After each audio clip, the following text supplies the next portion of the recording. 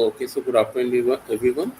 In this session, we are going to discuss about uh, some numericals related to the Hadoop MapReduce. So we'll discuss the basic idea behind those numericals.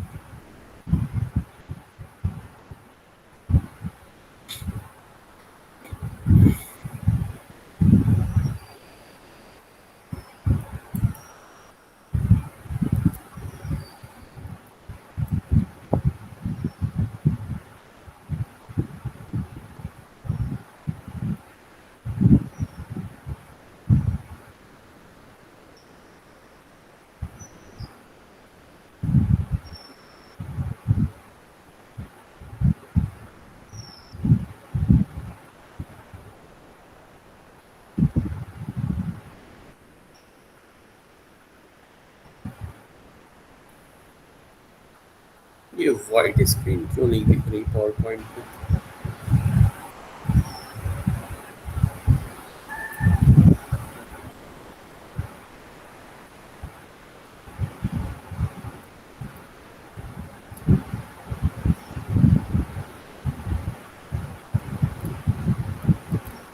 One moment.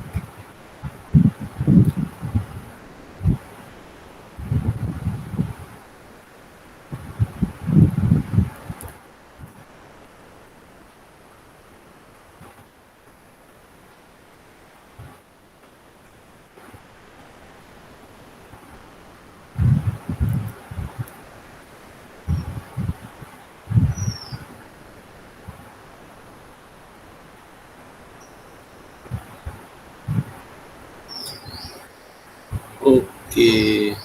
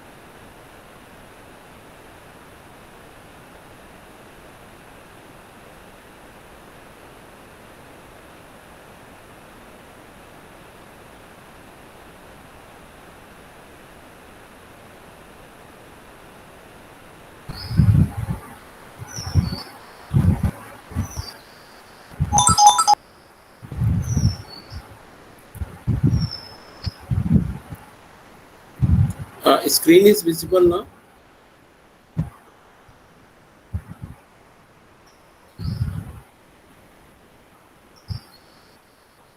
Yes, sir. Okay. Yes, sir. We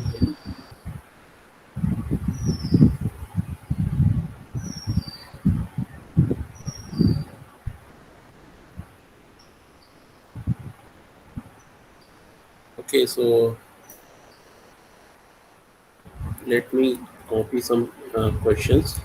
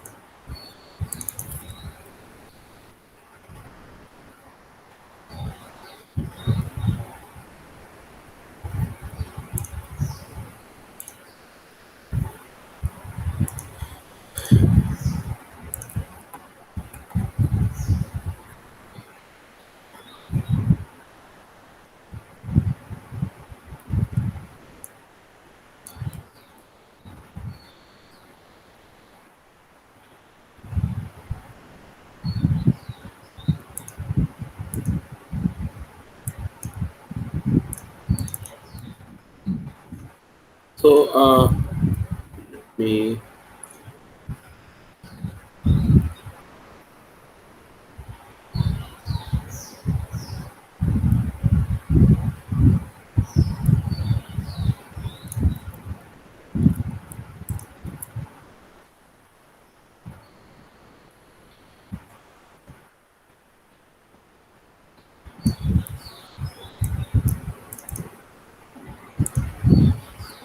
Hmm. Okay, let me write the question.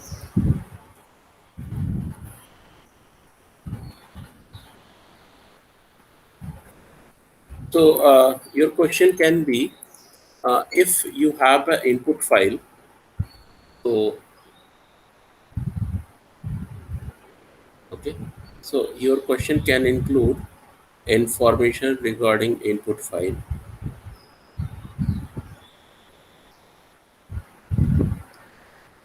Okay, so you will be given the size of input file. Okay, and ye, the question can be asked, how many input split would SDFS create for every size of input? Okay, so question can be, how many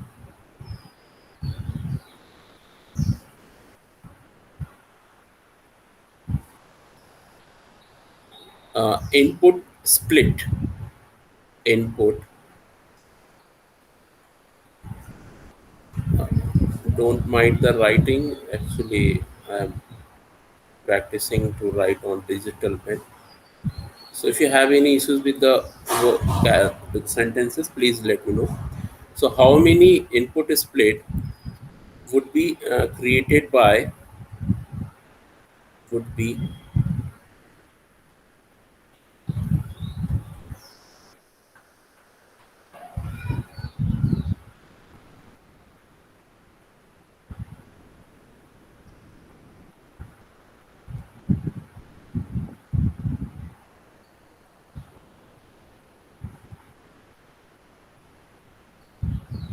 split, would be, would be created,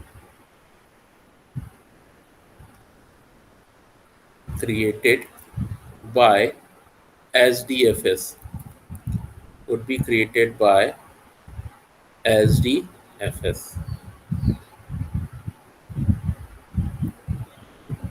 So the basic thing is, we have a SDFS system here.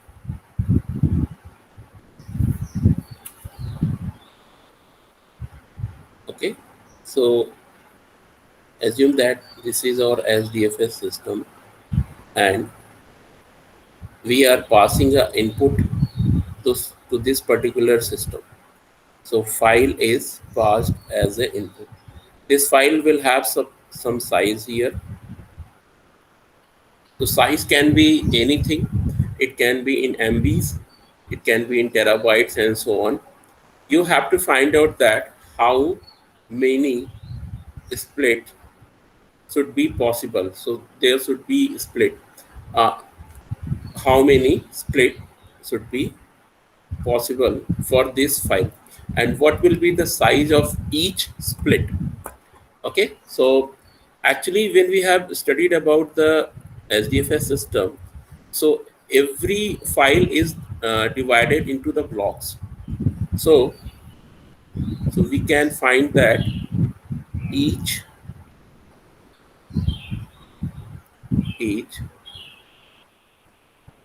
file is divided divided into blocks.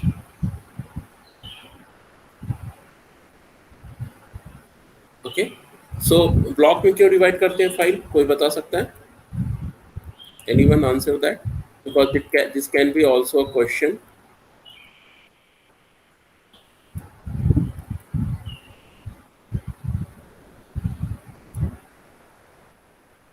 Hello, मैं audible? कोई can anyone tell me why we should divide file into blocks? Priya, प्रखर,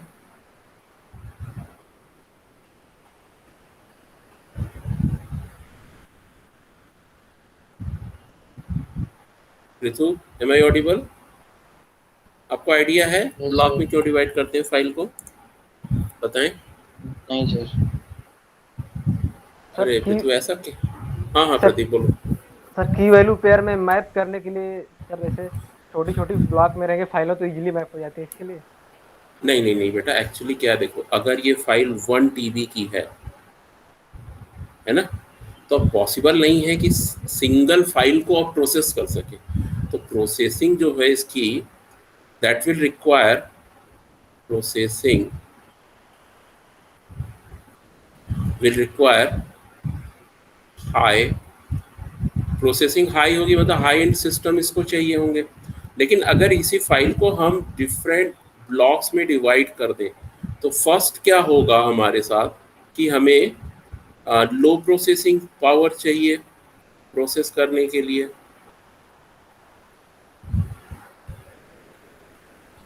और second point क्या है कि क्योंकि fault tolerant होता है डिस्ट्रीब्यूटेड सिस्टम में, कभी भी सिस्टम में डाटा लॉस हो सकता है, और हमें फॉल्ट टॉलरेंट से बचाने के लिए what will we do, we will replicate the data.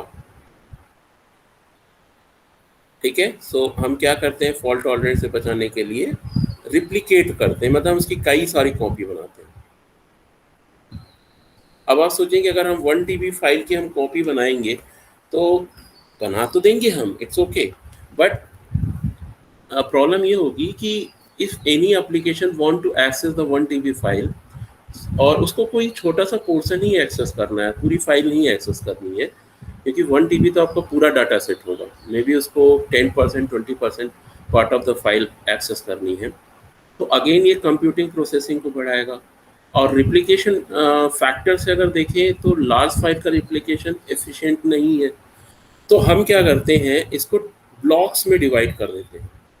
तो there will be multiple blocks of these files.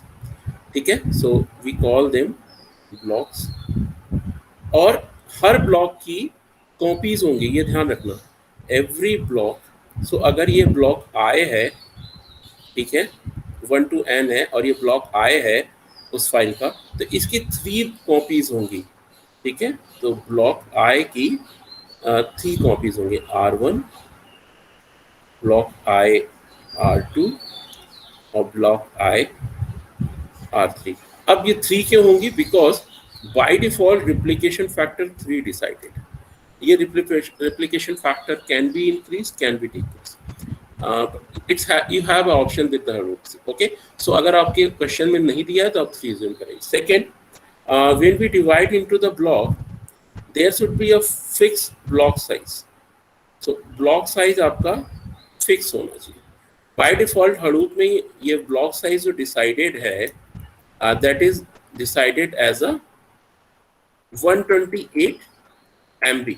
Okay, so हमारा ब्लॉक साइज जो बाय डिफॉल्ट डिसाइडेड है वो यूज करता है हडूप 128 MB, बट ये भी फ्लेक्सिबल है, you can change the whole block size. तो जो भी 1 TB की फाइल बनेगी वो 128 MB ब्लॉक साइज में बनेगी। तो अगर आपको निकालना है कि टोटल नंबर ऑफ ब्लॉक्स कितने हुए, टोटल नंबर ऑफ ब्लॉक्स, हम कैसे निकालेंगे प्रिया? ये सर। हाँ कैसे निकालेंगे बेटा, आप समझ आया थोड़ा बताएं प्रखर? नहीं नहीं समझ आया क्या क्वेश्चन? सर उसको डिवाइड कर देंगे वन बस बस, twenty very good very good very good. हम किस में किसको डिवाइड करेंगे? सिंपल मैथमेटिकल है, 1 TB को हम डिवाइड कर देंगे 128 MB। ठीक है, अब 1 TB को you need to convert to 128 MB। लेकिन अगर आपकी इनपुट फाइल साइज, चलो इसको क्वेश्चन को हम सिंप्लीफाइड करते हैं, if your file size is 350 MB, your file size is 350 MB। Okay, so अब क्या होगा आपका, आपके कितने ब्लॉक्स बनेंगे?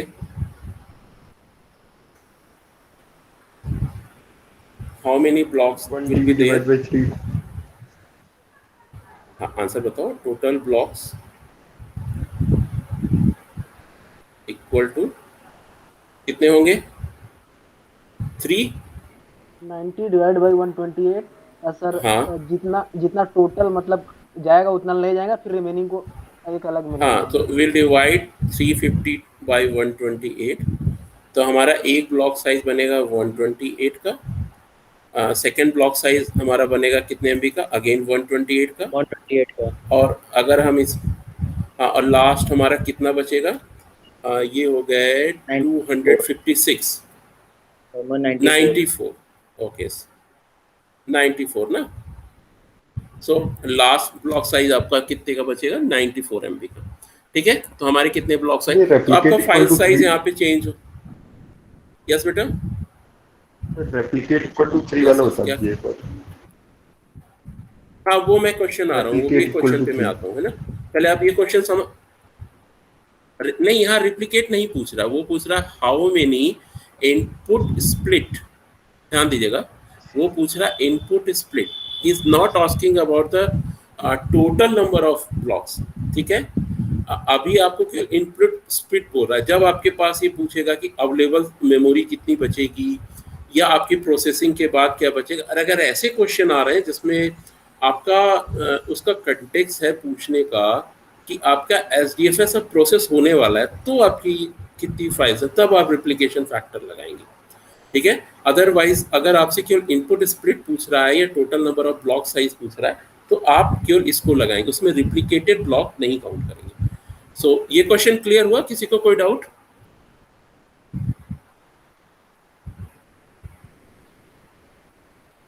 Hello, yes sir, clear. कोई डाउट हो तो बताएं। अच्छा ठीक है, अब हम एक नेक्स्ट क्वेश्चन पे आते हैं।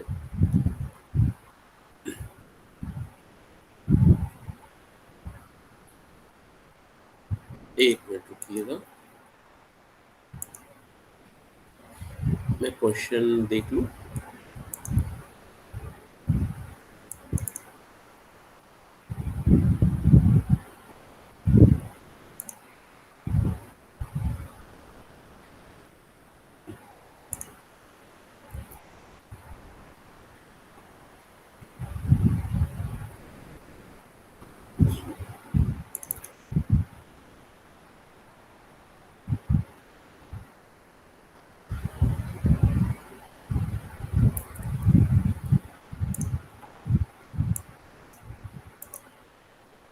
अच्छा, आप लोग कमांड्स पढ़ लीजिएगा, कमांड्स हमने डिस्कस की थी, और हमने जब वर्ड काउंट के एग्जांपल रन किया था, कुछ कमांड्स भी क्वेश्चन आ सकते हैं। ठीक है,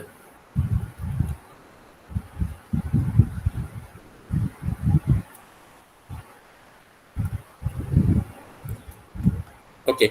अब आपके सामने अगर ऐसा क्वेश्चन आता है, मैं अब सेकेंड क्वेश्चन पे आता हूँ। सो ये तो हमारा वन टाइप ऑफ क्वेश्चन हो गया। अगर आपको ये चीजें दी हो, फर्स्ट आपको दिया हो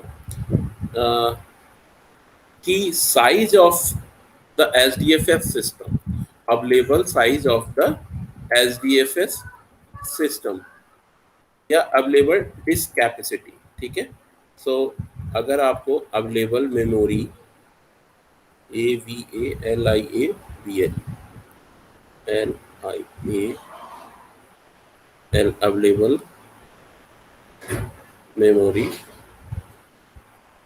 या आपको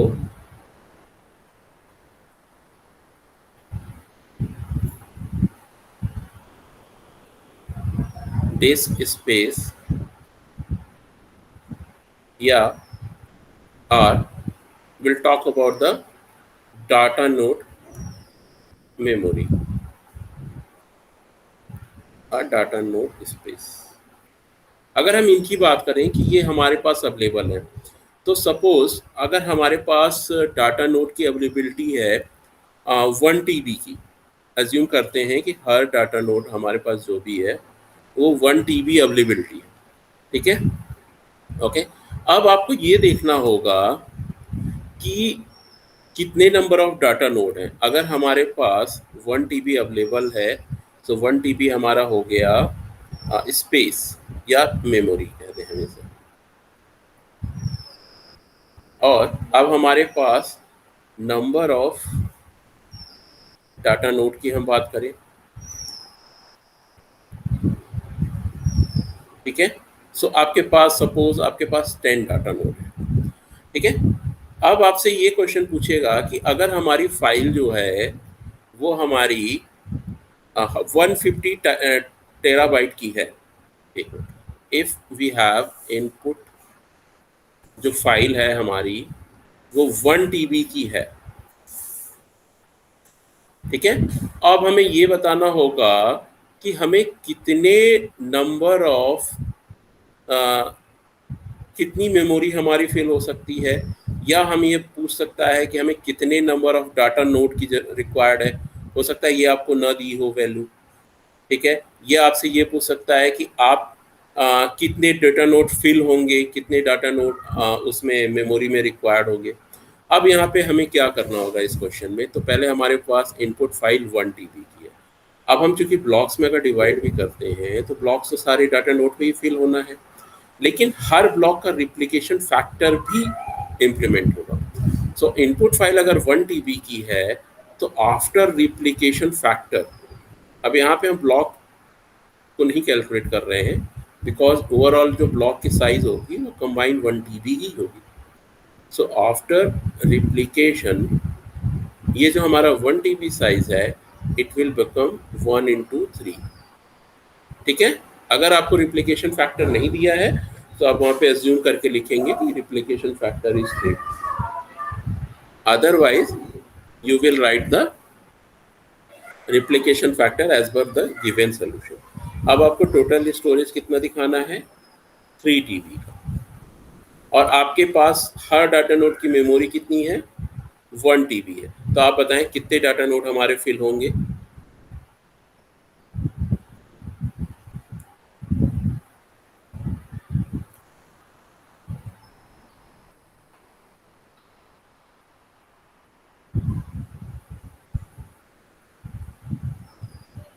No idea? If you have a 3 TB total storage after replication, so or we have a 1 TB memory, तो हमें कितने डाटा नोड की जरूरत होगी या कितने डाटा नोड हमारे फिल होंगे। Number of data node will be how much? Any idea?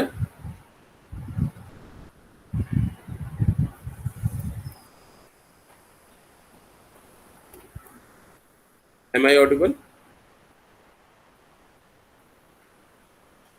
प्रिया, प्रखर, क्वेश्चन नहीं समझ आया क्या? Hello hello,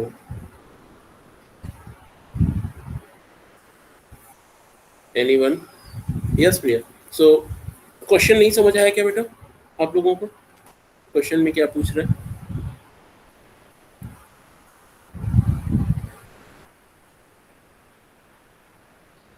First tell me, is the question clear or not?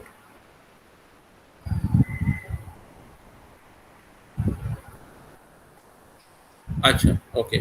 So yes, anyone? तो क्वेश्चन है कि Just repeat. अवेलेबल मेमोरी, हाँ अवेलेबल मेमोरी की बात करेंगे, डिस्क स्पेस या डाटा नोड स्पेस की बात करेंगे, तो हमारी मेमोरी 1 TB की है। तो ये हो सकता है या तो ये टोटल मेमोरी हो सकती है, memory either it should be a total memory, ठीक है, either it should be a 1 data node memory. अब आपको ये क्वेश्चन में ध्यान देना होगा कि whether it is representing by the 1 data node memory और टोटल नोड मेमोरी, ठीक है। अब यहाँ पे हम एज्यूम कर रहे हैं कि ये जो हमारी 1 डाटा नोड जो है उसकी मेमोरी 1 TB, हम एक पर्टिकुलर सिस्टम पे 1 TB से ज़्यादा डाटा स्टोर नहीं कर सकते। So the system will not allow us to store data more than 1 TB, okay. Now number of data node 10 है, मतलब टोटल उस क्लस्टर में 10 डाटा नोड है इंक्लूडिंग द मास्टर नोड, ठीक है। सो इसको थोड़ा ऐसे समझिएगा कि आपके सिस्टम से 10 डिवाइसेस हैं, 1 2 3 सो ऑन, आपके 10 devices, 1 2 3 up to n, और here n is equal to 10। ये आपकी डाटा नोड है, ठीक है। आपका 1 एक मास्टर नोड होगा जो इन सभी से कम्युनिकेट कर रहा है।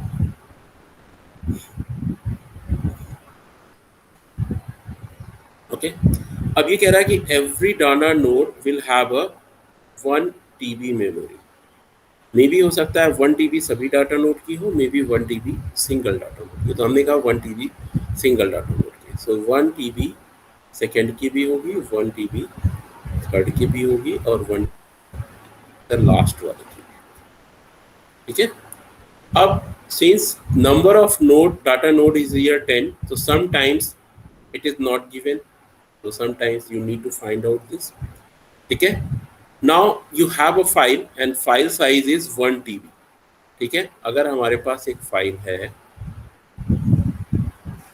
और फाइल की साइज है हमारी 1 TB, इसको हमें स्टोर करना है क्लस्टर में, तो इसी नोड में हम सारी फाइल स्टोर कर सकते हैं कि नहीं, बिकॉज 1 TB है, 1 TB इस पे स्टोर कर देंगे। Agree? Yes sir. Okay, now but यहाँ पे ये है कि we need to find out the number of data node या number of data node required या टोटल डाटा नोड अवेलेबल या फ्री। तो अब हमें यहाँ पे रिप्लिकेशन फैक्टर भी हमें यहाँ पे अप्लाई करना होगा। तो फॉर एवरी फाइल हम यहाँ पे क्या करेंगे, हम इसकी 3 रिप्लिकेशंस बनाएंगे, ठीक है। बिकॉज जब हम SDFS में इंस्टॉल करते हैं इन डाटा नोड को तो हम 3 रिप्लिकेशन बनाते हैं। अब ये तीनों की साइज जो हो जाएगी वो हो जाएगी 3 TB। ओके, नाउ अब 3 TB को स्टोर करने के लिए हमें हो सकता है 3 सिस्टम चाहिए, तो हम ये 3 सिस्टम यूज़ कर लें। हो सकता है हम और कोई 3 सिस्टम यूज़ कर लें, ठीक है, 3 TB को स्टोर करने के लिए। तो सिंपल सा क्वेश्चन था कि अगर आपको 1 TB डाटा इनपुट फाइल है और आपकी मेमोरी 1 TB है टोटल, और total number of data node 10 है, तो आपको रिक्वायर्ड डाटा नोड होंगे 3, ठीक है। सो ये बहुत बेसिक क्वेश्चन आएगा, हो सकता है क्वेश्चन में थोड़ी और चीज़ें इनपुट दी जाए, बट बेसिक आपको यही फाइंड करना है कि 1 TB है कि ईच डेटा नोड का साइज है। नहीं, हाँ 1 TB ईच डाटा नोड का साइज, बिल्कुल। अगर हम इसको कर दें कि हर डाटा नोड जो है वो केवल 600 MB, यहाँ पे हम ये कर दें कि every data node is allowed to store the 600 GB, ठीक है। अब हमको 1 TB में डिवाइड करना होगा, तो अब हमें निकालना पड़ेगा कि भाई हमारे पास 3 TB स्टोर करना है, 600 GB है, तो हम 3 TB डिवाइडेड बाय 600 GB। अब हमें ये निकालना है, ठीक है। तो हमें इससे निकल आएगा कि total number of data node is required. Okay, so mainly you will get questions इसी कॉन्सेप्ट पे होंगे अभी, क्योंकि बेसिक यही पढ़ाया गया है, और इसमें से थोड़ा सा डेफिनेटली क्वेश्चन सीधे नहीं पूछे जाएंगे, तो आपको थोड़े से घुमा के भी पूछे जाए। Okay, so any question with in this doubt? Okay, so commands पढ़ लीजिएगा आप लोग, और जो भी आपको पीपीटी शेयर है पीपीटी ज़रूर पढ़ लीजिएगा। वर्ड काउंट और मैप प्रोड्यूस कैसे ऑपरेट होता है, कैसे प्रोसेस करते हैं चीज़ों को, ये ज़रूर स्टडी कर लीजिएगा। और बाकी बेसिक क्वेश्चंस होंगे, तो आपको इतना ज़्यादा वो नहीं करना है, लेकिन हाँ थोड़ा आपको स्टडी करना है। Okay, any question? सर एक प्रॉब्लम थी कि सर जैसे कुछ बच्चों ने C++ को अपने लैंग्वेज चूज की है, किसी ने जावा को चूज किया है, लेकिन हम लोगों को यहाँ पे जावा का यूज हो रहा है बहुत ज्यादा। तो सर नहीं, मतलब प्रोग्राम वाले क्या है क्वेश्चन नहीं आएंगे क्या?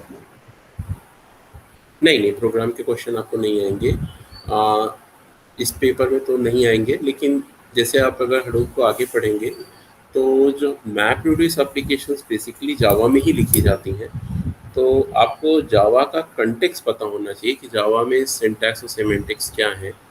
और आगे चल के अगर आप इसको करियर बनाते हैं या यूज़ करते हैं, तो you do not need to depend on the Java. So you will work on some other framework like Apache, Scala, Pig, Hive, HBase, so on. सो वो अदर लैंग्वेज में लिखे भी प्लेटफॉर्म्स हैं और वो आपको अलाउ भी करते हैं कि आप किसी भी लैंग्वेज में कोड करेंगे और वो इंटरनली उसको जावा के कोड में मैप्रेड्यूस में कन्वर्ट करते हैं. सो मैं ये तो नहीं कह रहा हूँ कि you don't need to learn the Java, but you have to have a basic concept of Java. So maybe Yes, सभी sir. तो इतने फेमिलियर होंगे प्रोडक्ट, इतना तो जावा सभी ने पढ़ी. Okay, so that's all for today. If you have any question, please feel free to ask and I will take that.